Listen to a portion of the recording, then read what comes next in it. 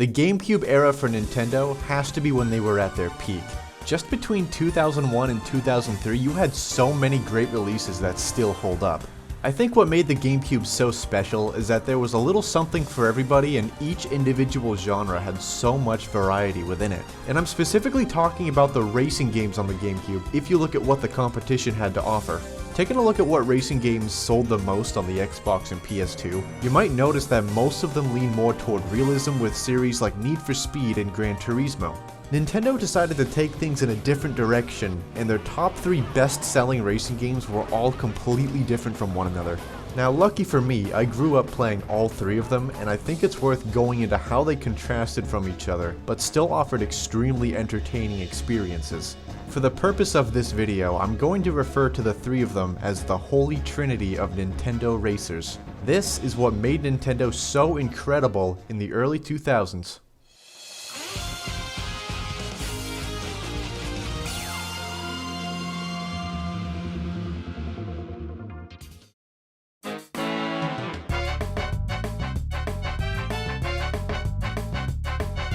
The first game, no surprise, is Mario Kart Double Dash. On top of being a kart racer with a large variety of items and a drifting mechanic, Double Dash gave players the ability to play cooperatively on the same kart. Whoever was in the back would fire items, punch left or right, and could charge up the drift for the driver by moving the control stick. Being the backseat player essentially just looked like this. Get ready to move your fingers.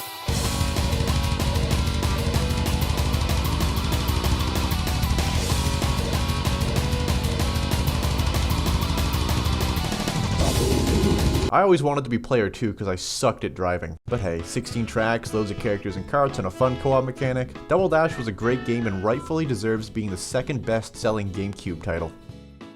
But what if you wanted something a little more fast? 3, 2, 1, go!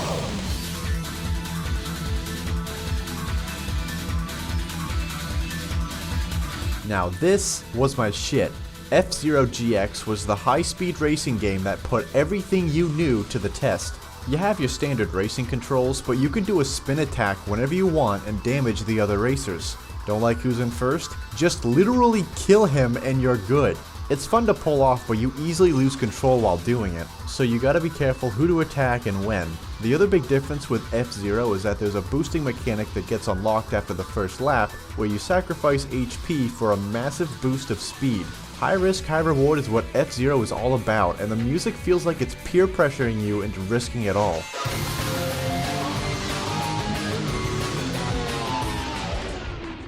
This game is equal parts racing and actually trying to make it to the finish line. But you can tweak your vehicle's performance, and there's a lot of different characters to choose from, each with their own vehicles, stats, and post-Grand Prix interviews. Congratulations on your stunning victory! I survived my accident, and now I'm back with a vengeance. Thank you for the interview. You also have a story mode you can play that shows more of the world behind F-Zero, and surprisingly there's quite a bit to it. Replaying the game nowadays, I was shocked how much content I forgot was included. Character bios, theme songs, creating your own machine. FZero GX, man. It's one hell of a game. But what if you wanted something a little more, Kirby?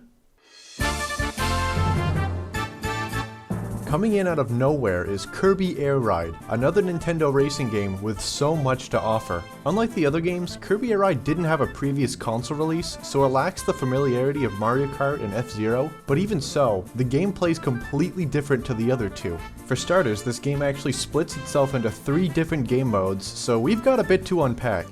The first game mode, Airride, is more your traditional racing game. Choose your track, choose your star, and you're off. Each star handles differently, and some require more practice to get the hang of. Some are better in the air, or on the straights, or are literally just a box. The stages have a lot of variety as well, with jumps, rails, and plenty of hazards. And even though it's a little different from your normal Kirby game, you do still have a copy ability. This ranges from fire and electricity to becoming a wheel, whatever works to get you first place. The second game mode, Top Ride, is a top-down racer that plays on a much smaller scale. You can only choose 2 stars, and they only differ in how they steer, so everyone is on the same playing field. At a glance, it kinda looks like you're just driving around in a circle, and as a kid that's basically how I saw it. It never really caught my interest, and as a result I barely played it compared to the other 2. Even replaying it now, I think it's pretty fun, but not as good as Airride, and definitely not as fun as the last game mode.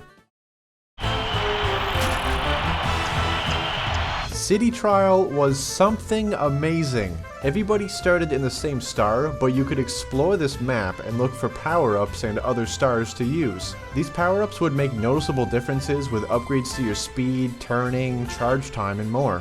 You would also occasionally get random events that occur in the city, and when the clock runs out, you take your powered-up star and compete with the other players in a randomly selected event. This is by far the most unique game mode in any racing game I've played.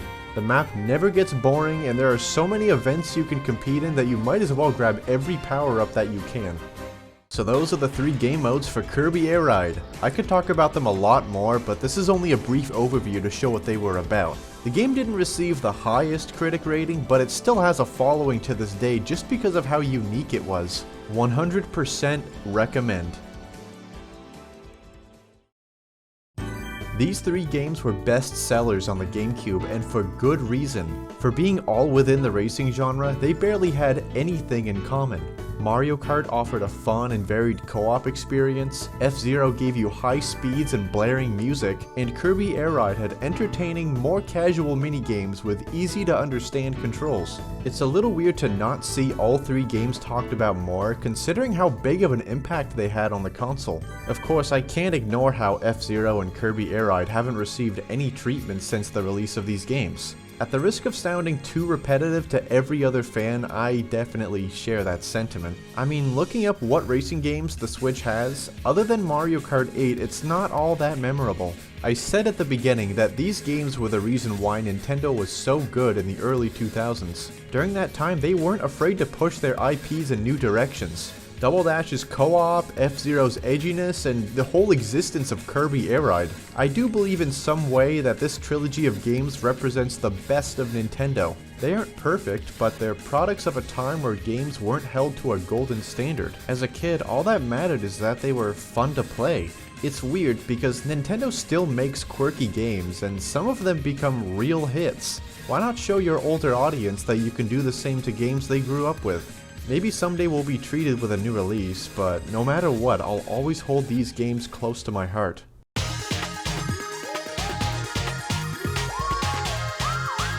FZero TV. Thanks for playing.